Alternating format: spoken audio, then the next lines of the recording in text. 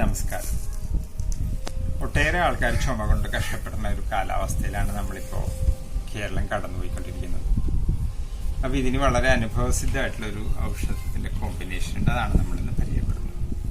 ഇതിൽ വരുന്നത് ചെറുനാരങ്ങയുടെ നീര് 12 മില്ലി, ഇഞ്ചിയുടെ നീര് 12 മില്ലി, ചെറിയ ഉള്ളി ഇടിച്ചു പിഴിഞ്ഞ നീര് 12, 3 നീര് കൂടി 12, 12, 12, ഒരു 36 മില്ലി വെച്ചിട്ട് ദിവസത്തിൽ 2 നേരം വെച്ചിട്ട് ഒരു 3 ദിവസം കഴിച്ചാൽ ചുമ, തൊണ്ടയിലുണ്ടാവുന്ന അണുബാധ, ടോൺസിലുണ്ടാവുന്ന അണുബാധ, ഇതിനൊക്കെ അതിശയകരമായിട്ടുള്ള ഫലം കിട്ടുന്ന ഒരു കോമ്പിനേഷൻ.